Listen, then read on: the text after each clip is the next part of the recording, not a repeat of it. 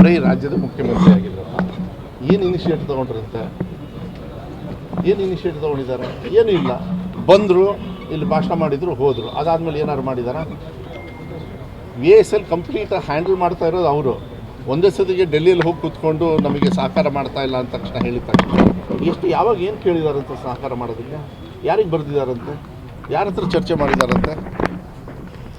ಗೊಂದಲ ಸೃಷ್ಟಿ ಮಾಡ್ತಕ್ಕಂಥ ಒಂದು ಜವಾಬ್ದಾರಿ ಸ್ಥಾನದಲ್ಲಿದ್ದಾರೆ. ನೋಡ್ಬೇಕಾದ್ರೆ ಹುಷಾರಾಗಿ ಹೇಳ್ಬೇಕು, ಸುಮ್ಮನೆ ಇಲ್ಲಿ ಜನರಿಗೆ ಹೇಳೋದಲ್ಲ. ಅಂದರೆ ನಾನು ಹೇಳ್ತೀನಿ ಕೇಳಿ, ಇದು ಒಂದು ಹುನ್ನಾರ.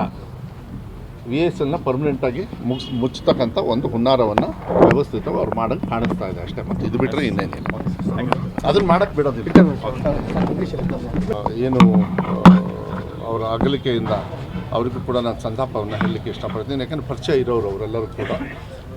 ಮತ್ತು ಇದೇ ಸಂದರ್ಭದಲ್ಲಿ ಅವರು ಕುಟುಂಬದವರಿಗೆ, ಸ್ನೇಹಿತರಿಗೆ ದೇವರು ಶಕ್ತಿಯನ್ನು ಬರೆಸಲಿ. ನಾನು ಮೊನ್ನೆ ನೋಡಿದೆ ಅದನ್ನು. ಪ್ಲಸ್ ಕಾಗೋಡು ತಿಮ್ಮಪ್ಪ ಅವರಿಗೆ ಡಾಕ್ಟ್ರೇಟ್ ಕೊಟ್ಟಿರ್ತಕ್ಕಂಥದ್ದು 22ನೇ ತಾರೀಕು ಅನಿಸುತ್ತೆ. ಗೌರವಾನ್ವಿತ ಗವರ್ನರ್ ಅವರು ಕೂಡ